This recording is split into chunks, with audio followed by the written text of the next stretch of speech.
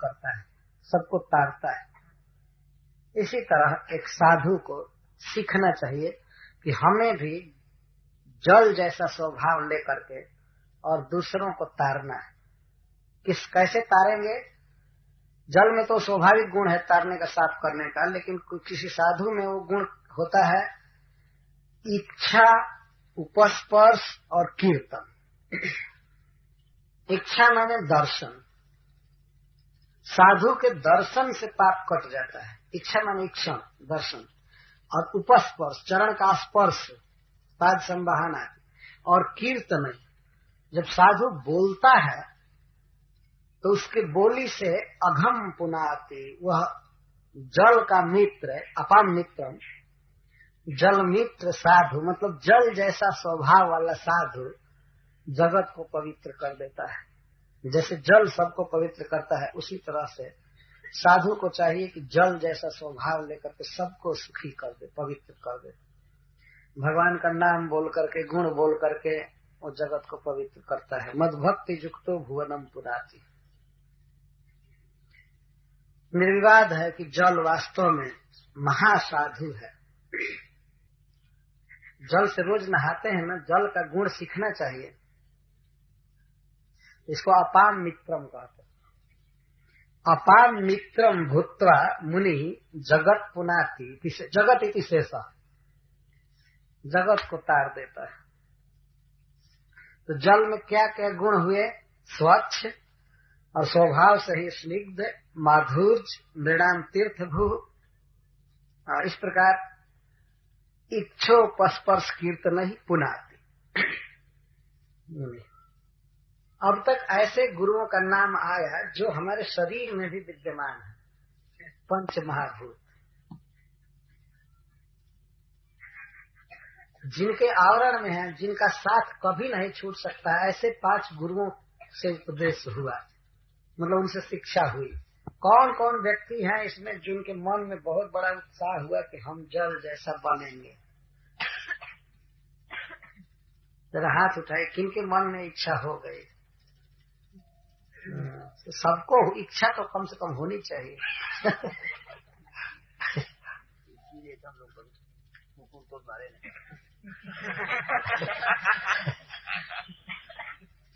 नहीं, इसके साथ बहुत बहुत बातें हैं। जल है, सबको साफ करता है, अतः आप लोगों को भी चाहिए कि गली, घर द्वार, दूसरे का कपड़ा साफ कर दे।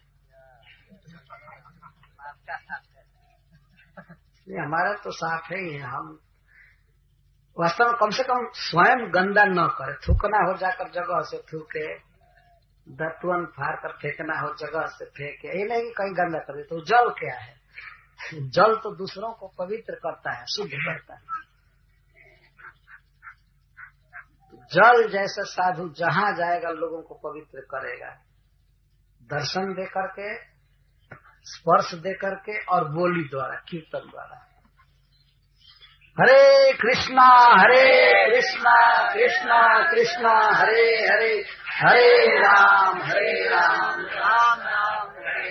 एक साधु अगर कहीं घूमता है, उसको देख करके बच्चे या कोई भी बोलते हैं हरे कृष्ण, तो इसका मतलब वो शुद्ध करता हुआ जा रहा है। इस तरह से शुद्ध होता है वातावरण, खास करके भगवान के कीर्ति के वर्णन द्वारा, नाम उच्चारण द्वारा जीव शुद्ध होता है। तो इस तरह साधु को चाहिए कि वह जल का मित्र बने, अपाम मित्रम। इसका अर्थ है जल तुल्य भूत्वा, या उदक तुल्य, या उदक गुण ग्राही सन, जल के उदक के गुण को ग्रहण करे, अपाम मित्रम। जैसे वहां नग शिष्य था, ऐसे यहाँ अपाम मित्रम है, जलों का मित्र बन करके। इसका मतलब सरोवर का जल, चंपाकल का जल, कुआं का जल, कई प्रकार के जल हैं। और जल का प्रयोग अनेक प्रकार से लोग करते हैं, जैसे पीने के लिए, कुला करने के लिए, स्नान करने के लिए, भोजन बनाने के लिए, कपड़ा साफ करने के लिए, गाड़ी आदि धोने के लिए, चलाने के लिए, कई तरह से जल का इस्तेमाल होता है। और इसके साथ ही साथ जल जो है वो जीवन भूत है प्राणियों का। तो इस प्रकार जल का मित्र बनना चाहिए। नभ का मित्र तो नहीं बन पाएंगे, तो इतना बड़ा है और संग निर्लिप्त है, इतना होना कठिन है। वो तो भगवान के गुणों का स्मरण होता है, लेकिन जल के गुणों को देख करके उसको अपनाना चाहिए। यहाँ अपाम मित्रम से यह सिद्ध किया गया।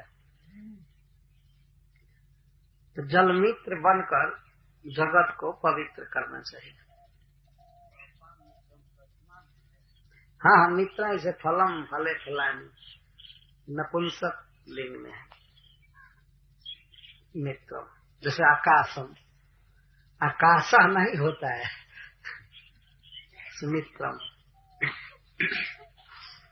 तो जल जैसा स्वभाव धारण करके मुनि जो है जगत को पवित्र कर देता है, स्वभाव से ही स्नेह करता है दूसरे के प्रति, बहुत मधुर बोलता। अथवा प्रकृतितः सब जगह लगेगा, प्रकृतितः स्वच्छ, प्रकृतितः स्निग्ध, प्रकृतितः माधुर्य, प्रकृतितः तीर्थभू, सब जगह लगा सकते हैं। लेकिन उस स्निग्ध के पहले लगाए हैं सुधीर स्वामी, स्वाभाविक ही स्नेहवान। इस तरह जल के गुण को ग्रहण करना चाहिए। हमने जल से सीखा है।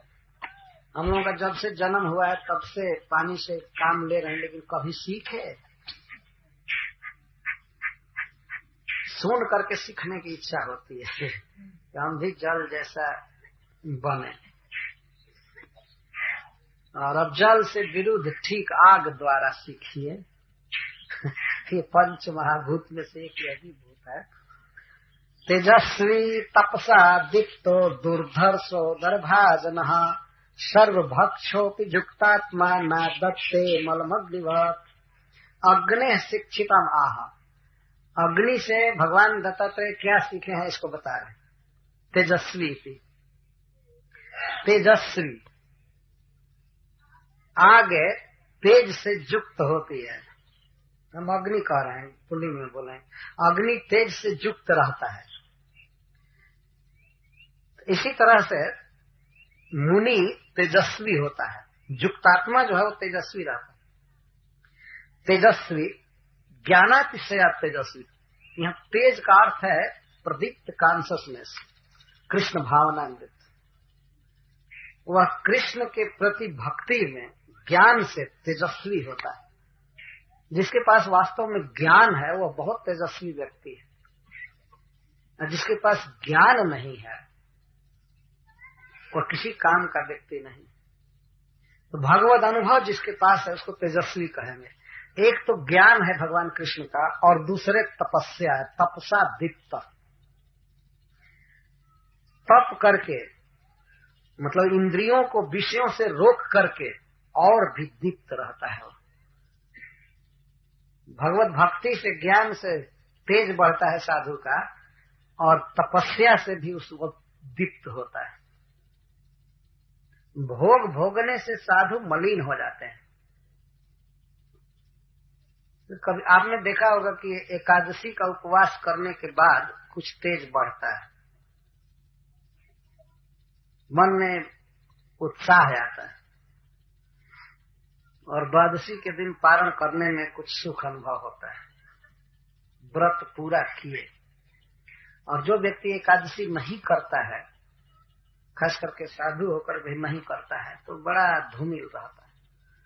वो तो पहले छिप कर रहता है कोई दूसरा साधु जान न जाए कि ये एकादशी नहीं किया है। भींगी बिल्ली बना रहता है। बिल्ली भींग जाने पर बेचारी हो जाती है क्या? भींगी बिल्ली कभी पानी में भें कर देखना चाहिए। तो अग्नि में सहज तेज होता है। वास्तव में ज्ञान की उपमा आग से बारंबार दी गई है। ज्ञानाग्नि भस्म कर्माणम तमाहु पंडितम बुधा। भगवान ने भी गीता में ज्ञान की उपमा बारंबार अग्नि से दिया है। इसके पहले भी कथा आ रही थी तो कई बार ये बात आई। तो साधु को शास्त्रों के ज्ञान से और भगवत भक्ति से युक्त होना चाहिए, तो वह तेजस्वी होता है। और ऊपर से भोगों का त्याग, इसको तप कहते हैं। ब्रज बिहारी खड़ा कीजिए।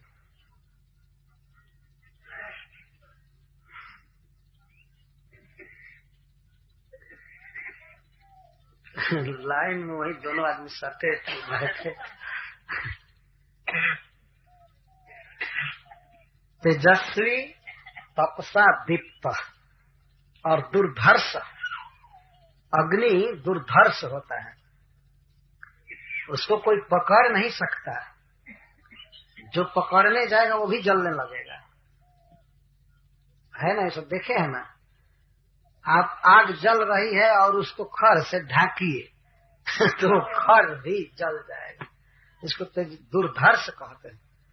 मतलब एक दृढ़ नियम परायण शुद्ध साधु के मन में क्षोभ पैदा कर सकना अशक्य। क्षोभ ही तुम अशक्य। कोई विषय दिखा करके, विषय भोग का वातावरण प्रस्तुत करके कोई चाहे कि एक शुद्ध साधु को डिगा दे, तो ऐसे नहीं हो सकता। इसको दुर्धर्ष कहते हैं। उसके भीतर विषय के प्रति लालसा पैदा कर देना असंभव है, दुर्धर्ष कहते हैं। और उदर भाजन विरक्त महा परमहंस मुनि के लिए कह रहे हैं कि उसके पास अन्न आदि रखने के लिए पात्र क्या है? तो बस उदर, उदर भाजन, बस। और कोई बर्तन नहीं, अटैची नहीं, कुछ नहीं, लोटा गिलास कुछ नहीं। अग्नि के अर्थ में तो आप जानते ही ना, अग्नि संग्रह नहीं करता है। पेट में जितना आ जाए उतना ही खा लेता है, बस। जितना आप दीजिए उतना ही खाकर संतुष्ट रहता है। अगर पूरा विश्व दे दिया जाए तो अग्नि देवता वो भी खा जाएंगे, लेकिन जितना देते हैं उतना से ही शांत हो जाते हैं, खा करके और शांत हो जाते हैं। जितना दिए उतना है। और सर्वभक्ष, सब कुछ खा जाते। गाय का गोईठा दीजिए, गोबर सुखा कर, वो भी खा जाएंगे। सुअर का गोईठा बनाकर दीजिए, सुअर के मल का, तो अग्निदेव वो भी खा जाएंगे। फिर भी उनके तप, उनके तेज में कोई अंतर नहीं होता। भानु कृषानु सर्व रस खाही, तिनका मंद कहत को नाय। सूर्य और अग्नि सब रस सुखाते हैं, खाते हैं, लेकिन फिर भी उनका तेज वैसा ही है। तो इसी तरह से एक विरक्त परमहंस मुनि वो सब कुछ खा सकता है, लेकिन फिर भी उसका तेज फीका नहीं हो सकता। सब कुछ का मतलब यहाँ, लेकिन जो भी प्रसाद दिया अपन खा लिया, ये अर्थ। ऐसा नहीं कि कोई प्याज लहसुन दे दिया वो भी सर्वभक्ष खा लिया, या मांस मदिरा दे दिया वो भी खा पी लिया, नहीं, ये अर्थ नहीं है। विष्णु का प्रसाद वह खाता है, लेकिन प्रसाद अब रूखा है, सूखा है, थोड़ा है, ज्यादा है, या भार मान करके दे रहा है कि प्रेम से दे रहा है, ये विचार साधु को नहीं करना चाहिए। भार मान करके दे, तब भी अपन खा करके उधर राम राम करता हुए चल दे, तो वह फिर उस अन्न दोष से प्रभावित नहीं होता। जैसे अग्निदेव कुछ भी खा ले तो अग्निदेव कोई बर्फ थोड़े हो जाते हैं, तेज वैसा ही रहता है उनमें। इसी तरह से कभी कभी विरक्त साधुओं को ऐसा पाला पड़ सकता है, कोई अन्न बहुत खराब हो, गलत ढंग से अर्जित किया गया है, कोई चोरी करके लाया है, किसी को सता करके लाया है, और साधु गया उसके दरवाजे पर भिक्षाम दे ही, वो मान लीजिए भोग लगा है, प्रसाद लगा है, बना है, तो उसको खा सकता है। लेकिन अगर चोरी का धन होगा तो उस साधु के तप और तेज को फीका नहीं कर सकता है। मलम न आदत्ते, मलम मतलब पाप, आदत्ते माने नहीं ग्रहण कर पाता है। जैसे अग्निदेव कुछ भी जला देते हैं, लेकिन फिर भी तेज उतना ही रहता है। गाय का गोईठा जलाइए, चंदन की लकड़ी जलाइए, जितनी आंच आग में निकलेगी, सुअर के गुह को जलाएंगे उसमें भी उतनी ही आंच निकलेगी। इस तरह अग्नि का स्वभाव है। तो विविध प्रकार का अन्न मिलेगा, विविध प्रकार का भोजन मिलेगा दुनिया में। कोई ये कहीं चूल्हा पर तो साधु रहता नहीं। विरक्तों की बात कही जा रही है, उनको तो घूमना ही लिखा रहता है, घूमो, ये करो करो, लेकिन अब कोई इस तरह का की टीका करे, कटाक्ष करे, अरे ये सर्वभक्षी है, जहां तहां खाता रहता है। तो जहां तहां खा करके भी वह साधु वहां के दोषों से लिप्त नहीं होता है। जैसे अग्नि सब कुछ खाते हैं परंतु तेज बना रहता है, फीका नहीं होते। ये सब अग्नि से शिक्षा मिलती है। तो युक्तात्मा जोगी भी एवं भरेत इत्यर्थ, जोगी को भी ऐसा ही होना चाहिए। तो ऊपर वाली सारी शिक्षा ग्रहण करके तब नीचे वाली लेनी चाहिए, सर्वभक्ष। ये नहीं पहले नीचे से चालू कर दे, सारा खाने लगे और न तप न ज्ञान न कुछ, और संग्रह भरा पड़ा है। यह उस साधु के लिए बात कही जा रही है जिसके पास सामान रखने के लिए केवल उदर भर है, बस उदर भाजना, और दूसरा बर्तन है ही नहीं। मतलब जिसको बस पेट भर गया, भिक्षा में शरीर चलाने के लिए अन्न जरूरी है। कोई साधु हो, महात्मा हो, कुछ भी हो, भोजन तो सबके लिए जरूरी है, लेकिन उसके पास कितना बर्तन होना चाहिए? उदर, उदरम भाजनम अन्नादि निधान पात्रम जस्य सा। अब किसी साधु को कोठिला नहीं रखना चाहिए। कोठिला में कुछ अन्न पड़ा है या अटैची में रुपया इतना पड़ा हुआ है इतना ये है, उसके पास एक ही बर्तन होना चाहिए। वो क्या? पेट में खा लिया, इसके बाद बस चल दिया, घूम रहा है। वास्तव में इस तरह से कोई हो तो वह सबसे बड़ा सुखी व्यक्ति। यह नहीं कि चला तो इधर अटैची लटका लिया, उधर बैग लटका लिया, उधर ये, और स्टेशन पर जाकर कुल्ली खुली खुली करने लगा, ढो ये करो वो करो। पहले के सुखदेव गोस्वामी आदि कुली खोजते थे कहीं चलते समय। कोई साधु, शंकराचार्य भी कुली नहीं किए होंगे, जो कि ग्रंथ लिखते चलते थे। इस तरह से लोगों ने तप करके बहुत बड़ा बड़ा काम किया है। उदर भाजना, अग्नि पक्ष में तो इसका अर्थ स्पष्ट है कि अग्निदेव को कुछ खाने को दीजिए तो बस खा लेंगे और बाकी सामान लेकर जाएंगे नहीं। ये नहीं कि और बोझा और लकड़ी, बोझा के बोझा लकड़ी सब बांध करके चलिए हम दूसरे दिन खाएंगे। अग्निदेव ऐसा नहीं करते, जितना मिला उतना खा करके बस चल दिए। अग्निदेव तो चलते नहीं है, शांत हो जाते हैं। लेकिन यह शांत होने के अर्थ में है चल बड़ी फुलौरा बेसन के रास्ता धर स्टेशन साधु लोगों के लिए कहते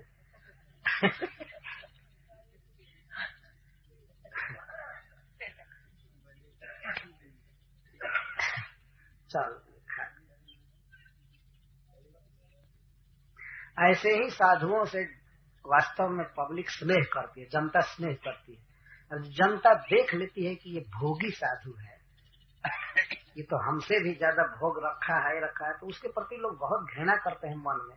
भले बाहर से प्रणाम कर दे, चाहे कुछ दे दे, मधुकरी आदि कुछ, लेकिन भीतर से बहुत घृणा करते हैं।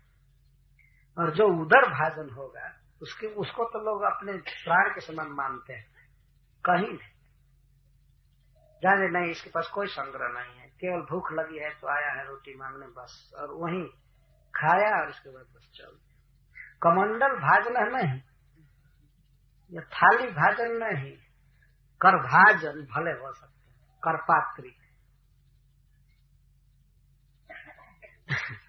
सुखदेव गोस्वामी ऐसे आदर्श परमहंस हैं, वो तो कॉपिंग भी नहीं पहनते थे, कपड़ा का संग्रह नहीं।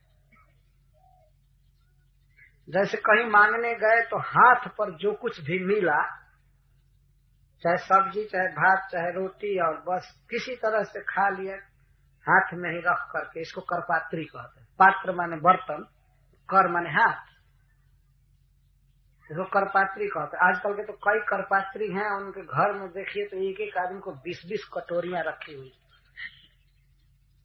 कई बाल्टी रखी है, बर्तन रखा है, और नाम है करपात्री। भगवान ने सबको स्वाभाविक एक बर्तन दिया है, दोनों हाथ को जोड़िए तो एक कटोरा बन जाएगा। ये बर्तन है ना, स्वाभाविक। तो जो विरक्त परमहंस हो जाते हैं वे लोग बस इसी से काम चला लेते हैं और बर्तन नहीं रखते।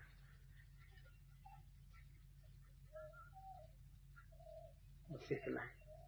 अच्छा, साधु के लिए अभी मना किया जा रहा है कि हाथ को भी बर्तन न बनावे, खा करके पेट में कर ले और हाथ में ले करके न चले। फिर खाली हम माला जप करे, हरे कृष्णा कृष्णा कृष्णा हरे हरे, हरे राम राम राम हरे हरे। अग्नि कभी भी संग्रह नहीं करता है, खाया खाया चलो।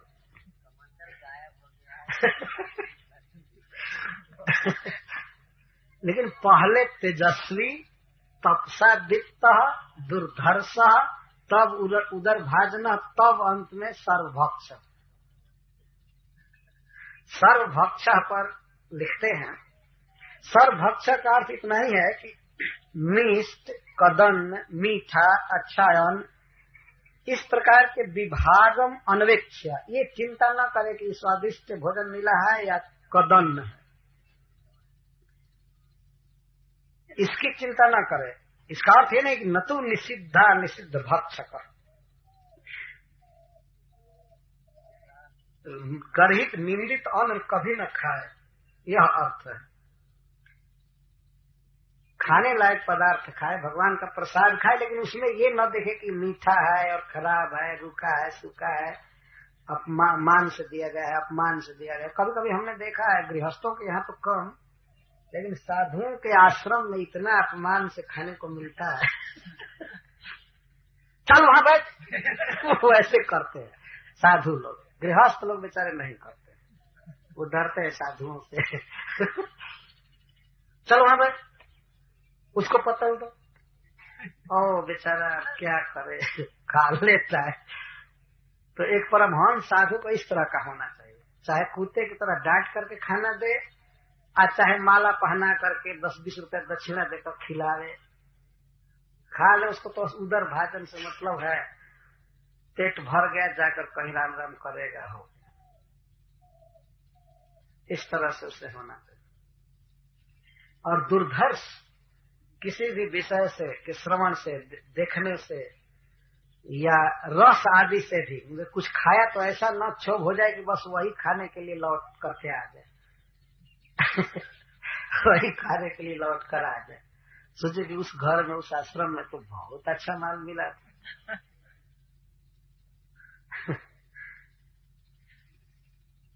अग्नि इस तरह से, तो इस तरह अग्नि में ये गुण है, तेजस्वी। और यहाँ तेजस्वी का अर्थ अग्नि पक्ष में, और चिस्मान, जैसे आग है तो आग में लपटें निकलती हैं, चिंगारियां निकलती हैं, लपट को, लौ को अच्छी का, आग इस तरह तेज से युक्त है, इसको उसका ज्ञान कहेंगे। और तपसा दीप्त, अग्नि तो तप से, यहाँ तप का अर्थ है ईंधन, लेकिन साधु के लिए ईंधन का त्याग है, अर्थ है। अग्नि में जितना ईंधन डालेंगे उतना ही दीप्त रहेगा। तो साधु जितना ही भोगों से दूर रहेगा, ईंधन कम डालेगा, उतना ही वो दीप्त रहता है। भोगों के त्याग से तेज बढ़ता है। तो इस तरह से वह साधु कहीं घूमे फिरे, और कभी कभी बाई चांस यदि उसे अश्रद्धा से, अपमान से भी कुछ अन्न मिल जाता है खाने को, तो उस अन्न के दोषों से वो लिप्त नहीं होता। ये इसी तरह से केवल आहार की ही बात नहीं है, वह कहीं कुछ गया, कुछ देख लिया, तो वह उस दृश्य से कलुषित नहीं होगा। जैसे अग्नि देवता कुछ भी खा लेते हैं तो कलुषित नहीं होते, तो देखा सुना जा रहा है ऐसे। अच्छा, अग्निरेव शिक्षांतरम माह, अग्नि से ही एक और शिक्षा ले रहे हैं। क्वचित छन्न क्वचित स्पष्ट उपास्य श्रेय इच्छताम भुंक्ते सर्वत्र दात्रीणाम दहन प्रागुत्तरा शुभम। अग्नि कभी छन्न रहता है, छन्न मतलब तिरोहित, काठों में, ईंधनों में आग, अग्नि छिपा रहता है, और कभी वही अग्नि प्रकट हो जाता है। वो अग्नि काठ में है, वहीं से प्रकट होता है, न कि दिया सलाई से प्रकट होता है। दिया सलाई जैसे दिया सलाई है दिया सलाई में आग छिपा हुआ, अग्नि छिपा है ना, इसमें छन्न है, लेकिन इसको हम प्रकट कर ही देते हैं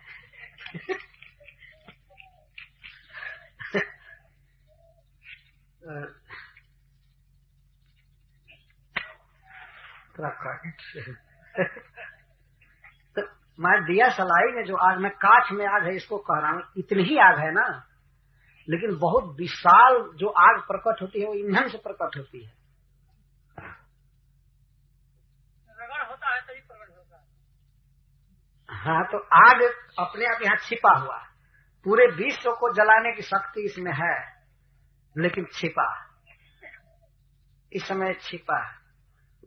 और कभी कभी यह प्रकट होता है, कभी कभी अग्नि प्रकट होता है, रगड़ करना चाहिए। और प्रकट होने पर फिर इसको दबा पाना कितना कठिन होता है। अच्छा, इसके साथ ही साथ श्रेय इच्छताम उपास्य, जो श्रेय चाहते हैं वे अग्नि की उपासना करते हैं, मतलब अग्नि सेवनीय है उनके द्वारा, जो श्रेय चाहते हैं। किस तरह का श्रेय? पहले तो श्रेय कुछ लोग चाहते हैं, जाड़ा मान लीजिए पड़ रहा है, चाहते हैं कि हमको ठंडा न लगे, श्रेय चाहते हैं। तो श्रेय चाहने वाले उपास्य, अग्नि के पास सेवन करते, आग तापते हैं।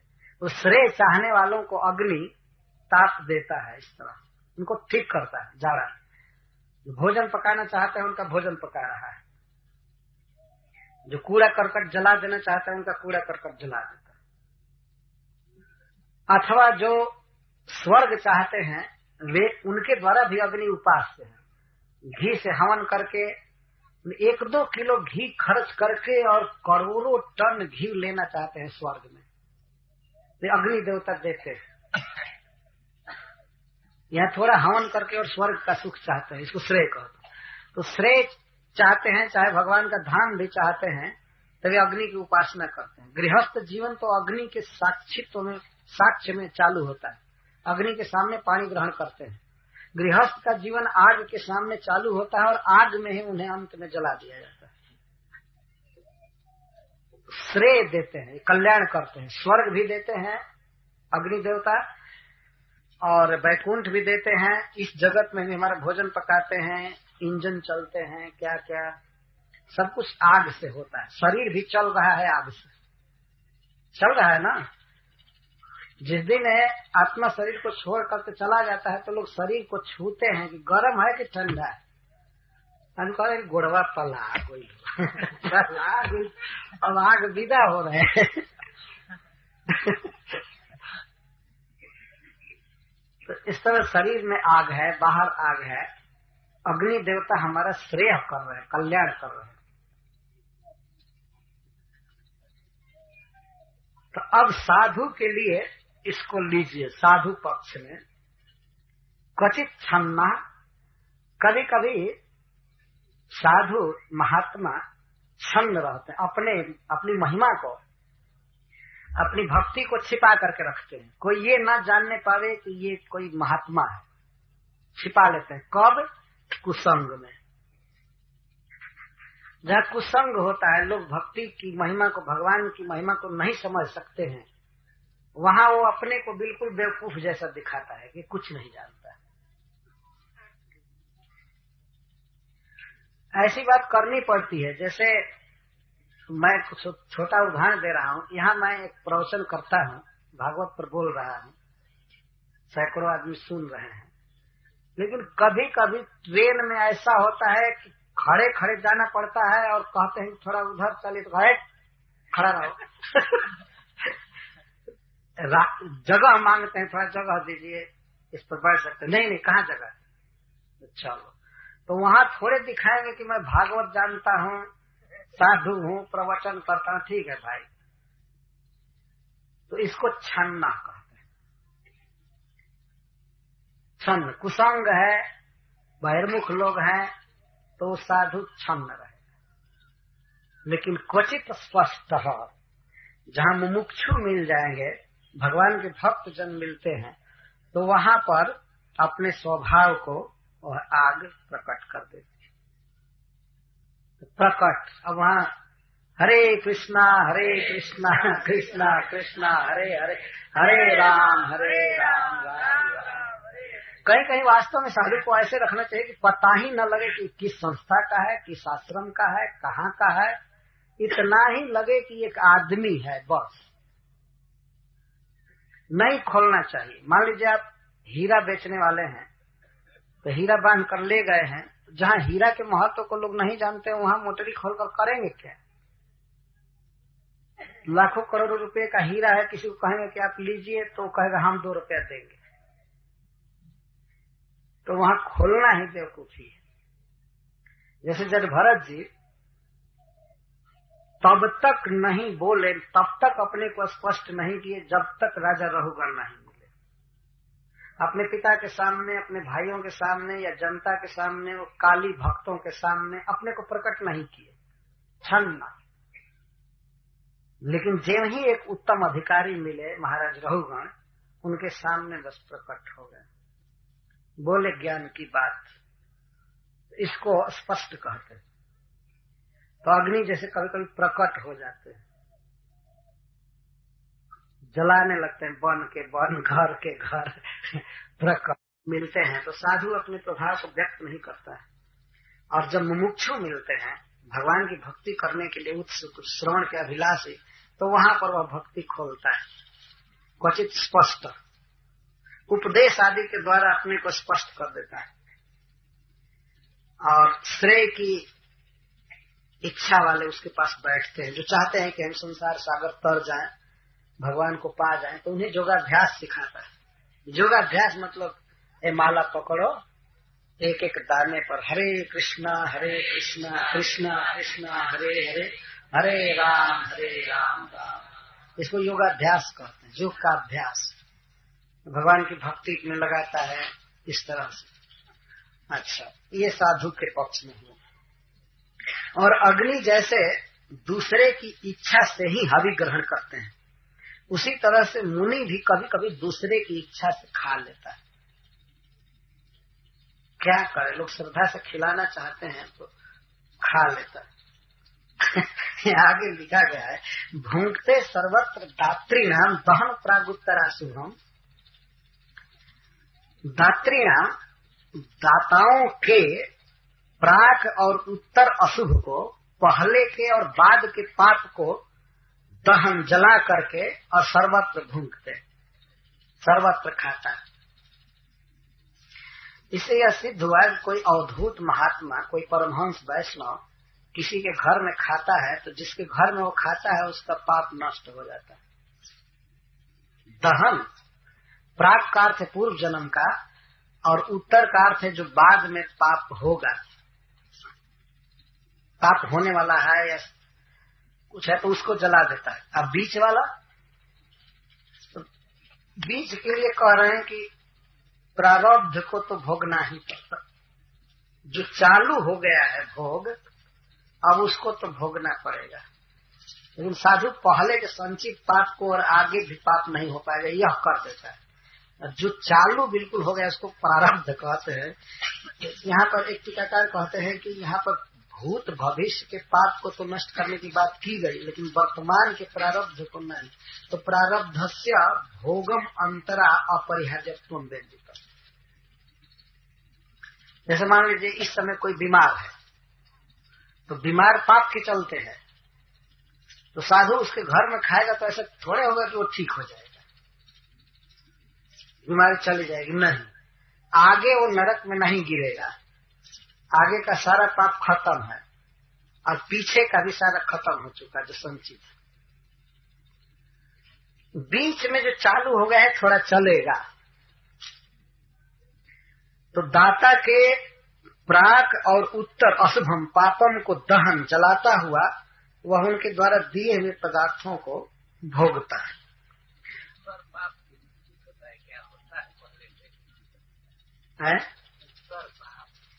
उत्तर पाप मतलब पाप का परिणाम आदि सब नरक आदि से बचा लेता है। हाँ, वासना उत्तर पाप मन वासना सहित खत्म हो जाते हैं। तो वासना रहने पर बाद में पाप होने की संभावना रहती है। यहाँ भूखते का अर्थ भोगना है, केवल भोजन से ही तात्पर्य नहीं है। कोई कुछ दिया तो उसका ले लिया, विशेष करके खाने के अर्थ में है।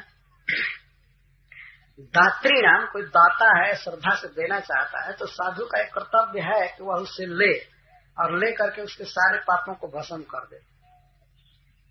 कर देता है, कोई इसी आशय से नहीं लेता है कि मैं इसका पाप दूर कर दूं, लेकिन एक शुद्ध परमहंस की सेवा करने पर, एक वैष्णव की सेवा करने पर सेवा करने वाले का पाप नष्ट होता है।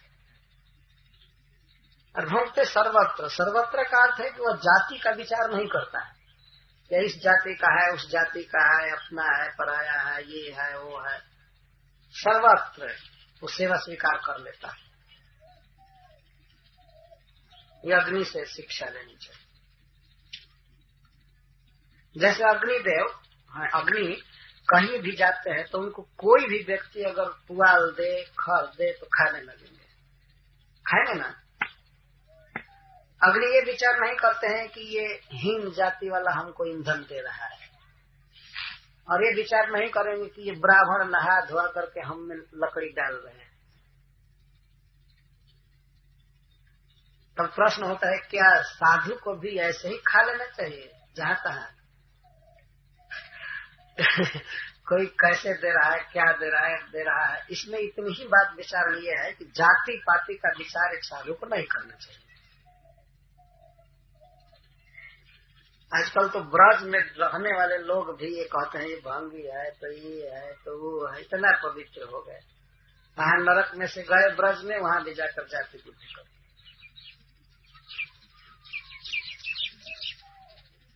दिया खा। खास करके आज के युग में तो जो गरीबों के अन्न है, और खास करके छोटी जाति वालों के, वो अधिक पवित्र है।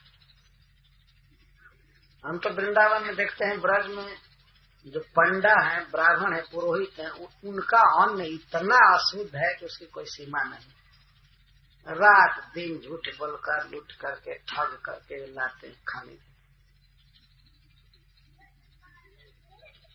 तो वैसे हमें से बचना चाहिए। खेती करने वालों का अन्न खा सकते हैं, व्यापार करने वाले और भी लोग हैं, या नौकरी करने वाले, मेहनत करने वाले, उनका जब अन्न खाया जाता है तब भजन होता है। लेकिन वृंदावन आदि धामों में साधु लोग खास करके ब्राह्मणों के घर से भिक्षा लाते हैं, और ब्राह्मणों का अन्न जो है इधर तो पवित्र है, लेकिन वहां तो ऐसा कैसा सेठ साहूकार सब ला करके देते हैं। खास करके किसी के मरने पर तो जरूर ला कर दे देते हैं।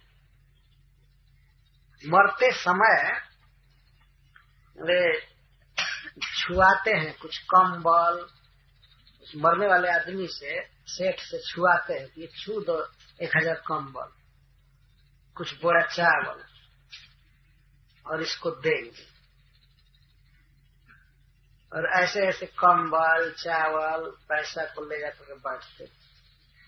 हमने पढ़ा है श्रीमद् भागवत से कि कुछ ऐसी भी परंपरा है कि कुरुक्षेत्र में, कुरुक्षेत्र धाम आप लोग सुने हैं ना, वहां पर कभी कभी लोग, जो व्यक्ति मर जाता है तो उसके लाश में, मरे हुए शरीर में एक बहुत बड़ा कलछुल बांधते हैं, बहुत बड़ा कलछुल, और पकाते हैं कुछ खीर या कुछ खिचड़ी जो भी हो, और उस मुर्दा के हाथ से उसको चलवाते हैं।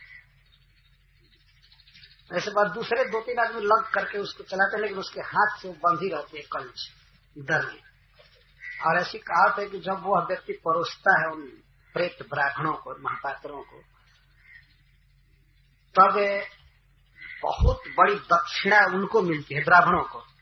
ब्राह्मण लोग खाते नहीं है, पहले से तय कर लेते हैं कि भाई हमको इतना दक्षिणा देंगे तब हम इसके हाथ से खाएंगे, मुर्दा के हाथ से। वो मुर्दा के संबंधी उसके हाथ को टांग कर, कलछुल सहित हाथ को टांग कर परोसवाते। बहुत भारी दक्षिणा के लोभ में ब्राह्मण खा लेते हैं। और यह है कि जो व्यक्ति परोसता है इस तरह से वह स्वर्ग जाता है। अरे भैया वो तो स्वर्ग जाए चाहे कुछ भी हो, लेकिन मुर्दा के हाथ से कौन खाएगा? लेकिन भारी दक्षिणा के लोभ में वो ब्राह्मण खा लेते हैं। तो बताइए वही दक्षिणा किसी साधु को दिया जाए, उसी का अन्न खरीद करके या जैसे तैसे छुआ मुर्दा का छुआ हुआ अन्न किसी मधुकरी करने वाले को मिले, क्या वो खाने लायक है?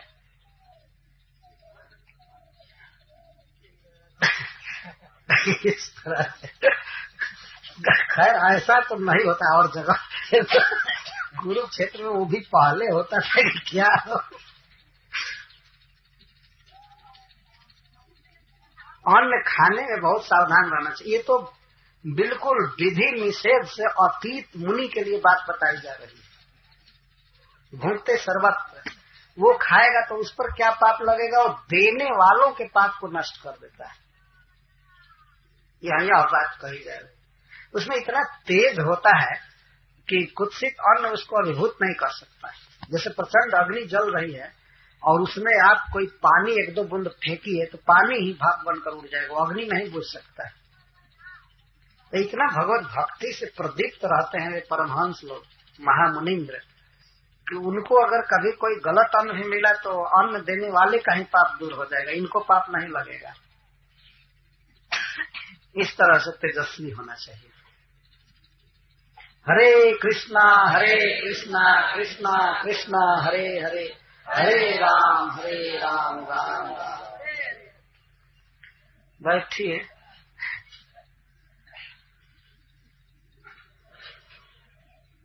सर्वत्र भूंगते कि तस्य परमहंसत्वम अभिव्यंजितम। सर्वत्र भूंगते केवल परमहंस ही ऐसा कर सकता है।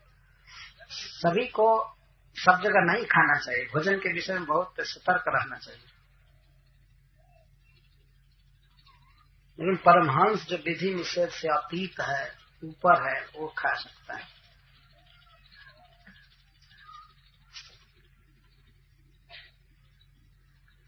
अभी भी अग्नि का स्वमाया सृष्टमिदं सल्लक्षणम विभु प्रविष्ट ईयते तत्त स्वरूपोऽग्निरिवैधसी।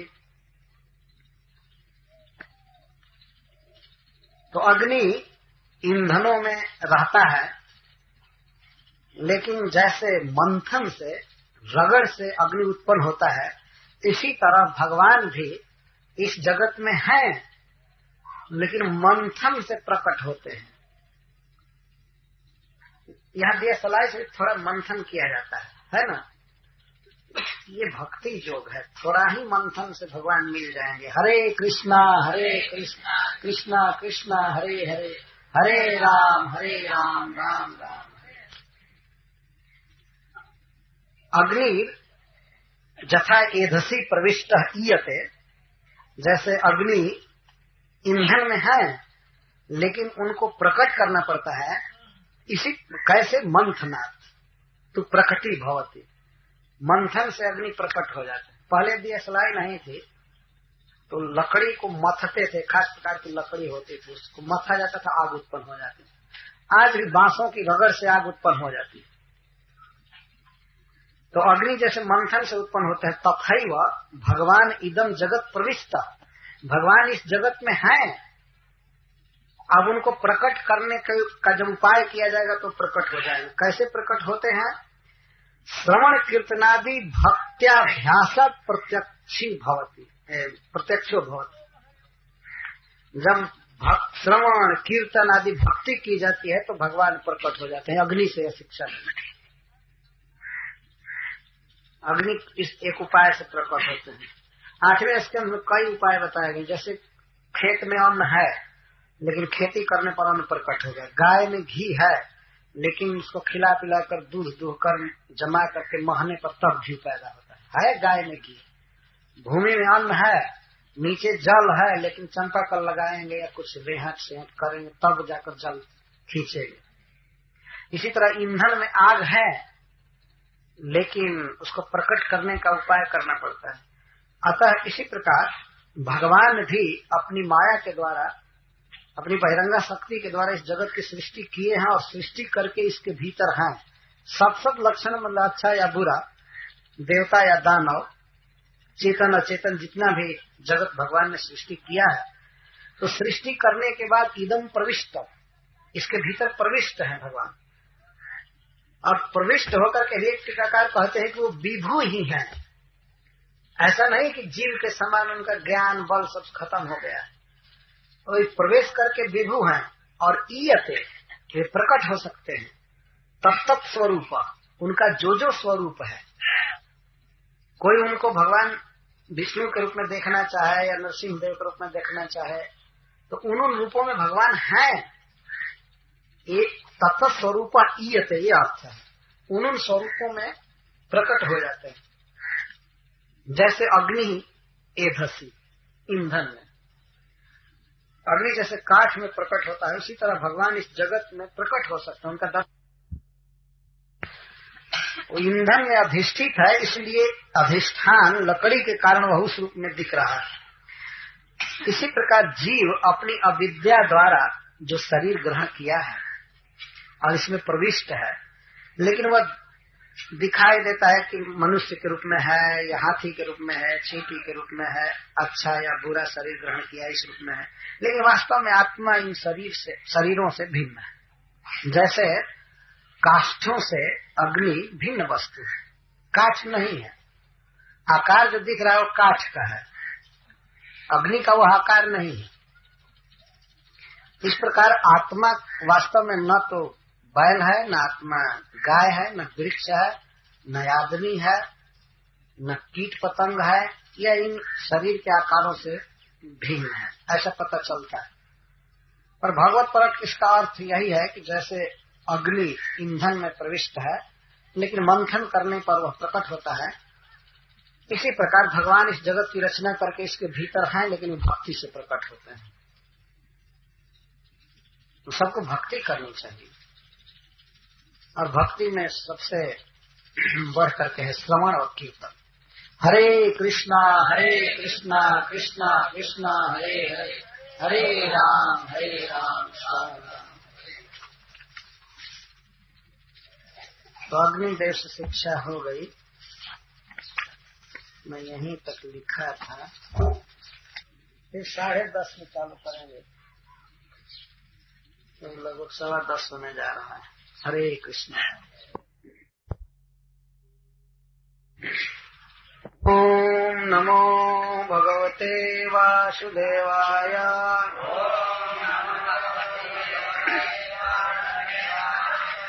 ओम नमो भगवते वासुदेवाय।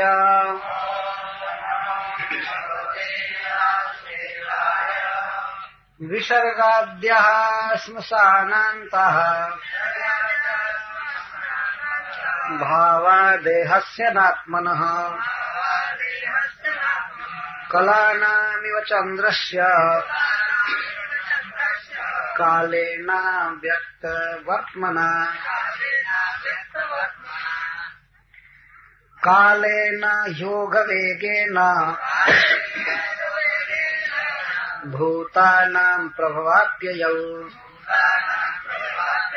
नित्यावपि न दृश्येते आत्मनोऽग्निर्यथार्चिषा गुणे गुणानुपादत्ते यथा कालं विमुञ्चति न तेषु युज्यते योगी गोभिर्गाइव गोपतिः बुध्यते स्वेन भेदेन व्यक्तिस्था इव तद्गतः लक्ष्यते स्थूलमतिभिः आत्मा चावस्थितोऽर्कवत्।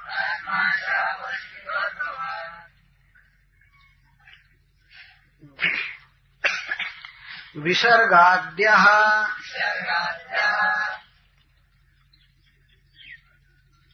निषेक से प्रारंभ करके, गर्भाधान से प्रारंभ करके, शमशानांता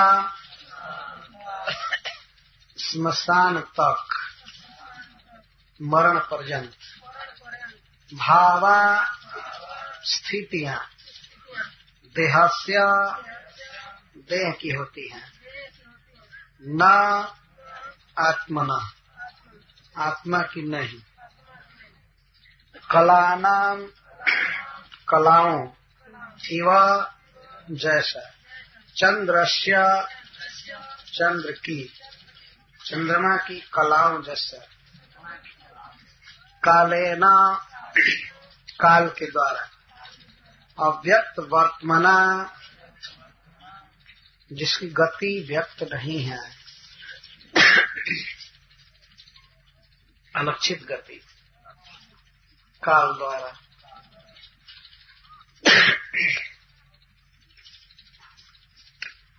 आत्मनो जन्मादि षड विकारा भाव चंद्र दृष्टान्तेन संभावित इत्याह विसर्गाद्या इति।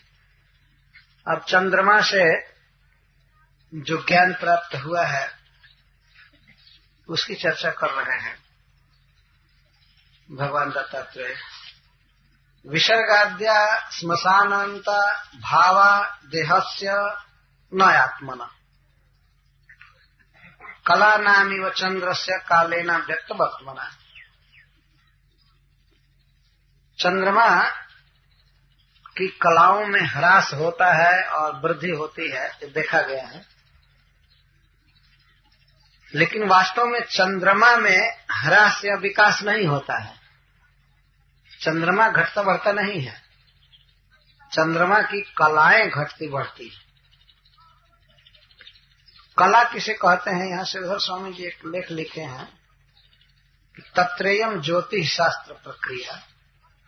ज्योतिष शास्त्र में यह बात लिखी गई है, मैं उसका अनुवाद नहीं समझ रहा हूँ पूरा, लेकिन इतनी बात समझ में आ गई है कि चंद्रमा और चंद्रमा की कला में अंतर है। ये कला किसे कहते हैं इसे समझाए हैं। तत्रेयम ज्योतिष शास्त्र प्रक्रिया।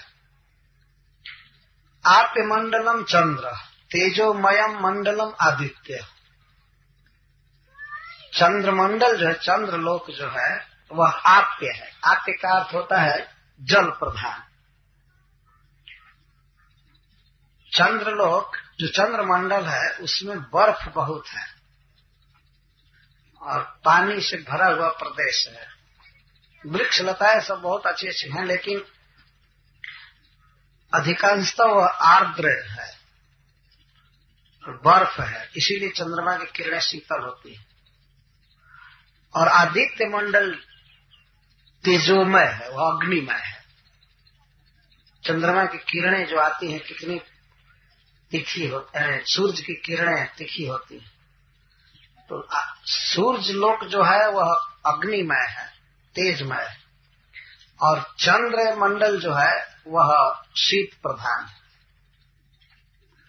तो श्रीधर स्वामी जी लिखते हैं आप्य मंडलम चंद्र और तेजोमय मंडलम आदित्य, तयो एक नक्षत्रावस्थाने चंद्रो न दृश्यते। जब वे एक नक्षत्र पर होते हैं दोनों, तो उस समय चंद्रमा दिखाई नहीं देता है। तो चक्षुष आदित्य मंडलेन समदेश स्थितेन व्याधान सा अमावस्या। तो आदित्य मंडल और चंद्र मंडल जब एक नक्षत्र में रहते, एक देश में रहते हैं, तो उस समय आंखों में चंद्रमा को देखने का व्यवधान हो जाता है, उसमें चंद्रमा दिखाई नहीं पड़ते हैं, उसी को अमावस्या कहते हैं। समझ नहीं अथा षष्ठी घटिका भी, और तब इसके बाद 6 घड़ियों में चंद्र नक्षत्रांतरम गच्छति। 6 घटिका मतलब 45 मिनट का एक घड़ी होता है। लगभग 4 घंटा में चंद्रमा दूसरे नक्षत्र में चले जाते हैं। और आदित्यस्तु त्रयोदश भी रहो रात्र है, लेकिन आदित्य भगवान सूर्य जो है वो 13 दिन रात में दूसरे नक्षत्र में जाते हैं। अतः प्रतिपदम आरभ्य विषम स्थितस्य आदित्य मंडलस्य पंचदशो भाग आप्य मंडले प्रतिबिंबितो दृश्यते। अतः प्रतिपदा से प्रारंभ करके प्रतिपदा का प्रारंभ होता है तो सूर्य का 15वां भाग चंद्रमा पर प्रतिबिंबित होता है। चंद्रमा वास्तव में पूरा रहता है, लेकिन सूर्य का 15वां भाग उस पर प्रतिबिंबित होता है। दृश्यते सा कला इति उच्यते, उसको कला कहते हैं। एवं पंचदशे अहनि, इस प्रकार से 15 दिन के बाद 15वें दिन त्रयोदशवी नक्षत्र अंतरम इति राशि चक्र से सप्तविंशति नक्षत्रात्मक से मध्य सम्मुखो चंद्रादित्य तिष्ठतः तथा संपूर्णम प्रतिबिंबम दृश्यते सा पौर्णिमा। कुछ ऐसा होते होते 15 दिन के बाद सूर्य का पूरा प्रकाश चंद्रमा पर पड़ता है, जिसे पूर्णिमा कहते हैं।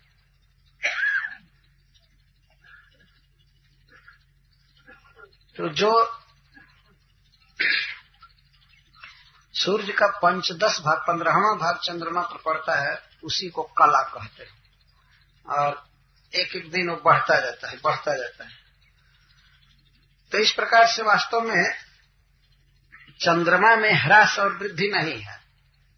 चंद्रमंडल जो है वो ज्यों का त्यों रहता है, उसमें अपना प्रकाश नहीं है क्योंकि आप्य मंडल है वह, और सूर्य मंडल में अपना प्रकाश है क्योंकि तेजोमय मंडल है। तो चंद्रमा में घटती बढ़ती नहीं होती है, घटती बढ़ती उसकी कलाओं में होती है। इसी तरह से अव्यक्त गति काल द्वारा चंद्रमा से केवल एक ही श्लोक में शिक्षा है, लेकिन बहुत बढ़िया शिक्षा है।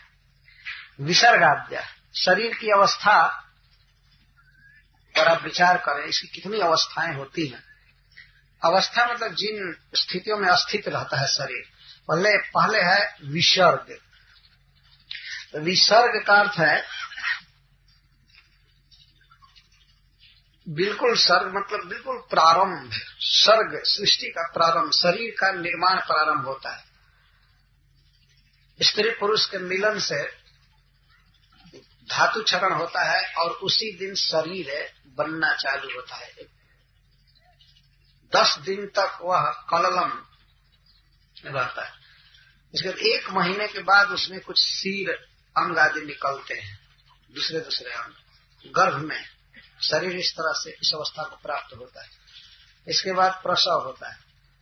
प्रसव के बाद भी शरीर बहुत छोटा रहता है, केश नहीं रहता, दांत नहीं रहते। धीरे धीरे शरीर की अवस्था बदलती है, तो वह कुमार अवस्था में आता है। शिशु से कुमार, कुमार से पौगंड, पौगंड से किशोर, किशोर से यौवन, युवक, और युवक से फिर वार्धक्य, बुढ़ापा, और अंत में समाप्त हो जाता है। चाहे राख हो जाए, चाहे कीड़ा हो जाए, जमीन बन जाए, कुछ भी सर्वल तक खत्म।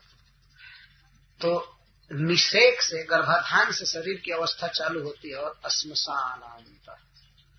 श्मशान में उसका अंतिम प्रयोसान होता है। तो श्मशान में कैसी अवस्था होती है शरीर की,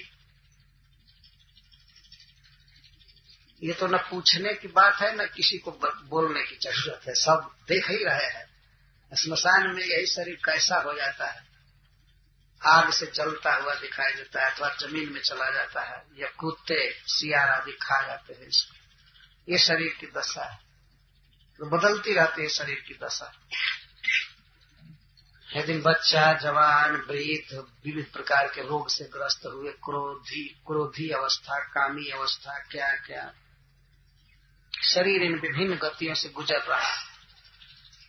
लेकिन इस शरीर के भीतर रहने वाला आत्मा जो है एक ही स्थिति में है, उसमें बदलाव नहीं है। न हन्यते हन्य माने शरीर। जैसे चंद्रमा का जो मंडल है वो ज्यों का त्यों रहता है, उस पर सूर्य की किरण प्रतिफलित होती है, जाती है, वही थोड़ा थोड़ा बढ़ती है, घटती है। इसे कला कहते हैं। तो चंद्रस्य कलाना, चंद्र की कलाओं में ही विविध अवस्थाएं होती हैं।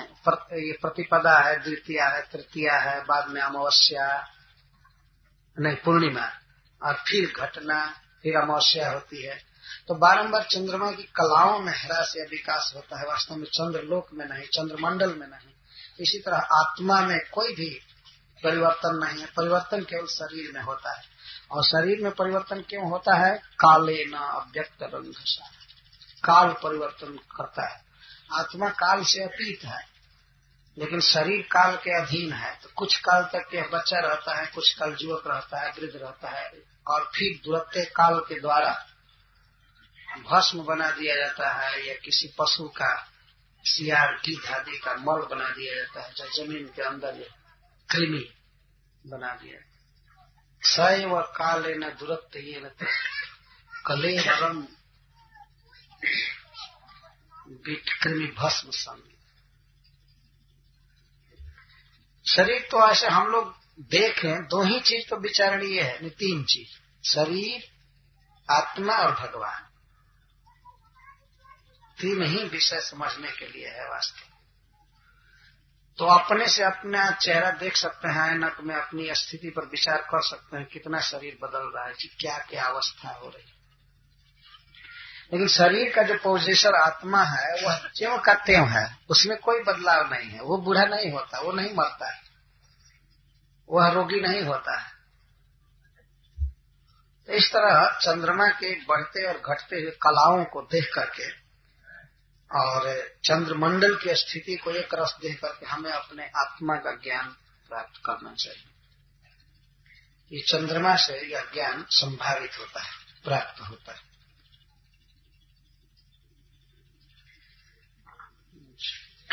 फिर अग्नि से शिक्षा दे रहे हैं। इसको सिद्धर स्वामी जी हम लिखते हैं कि सिंहावलोक नैना अग्नि दृष्टान्ते नैव देहा नाम क्षण भंगुरतया वैराग्यम शिक्षितम इत्याह काले नहीं।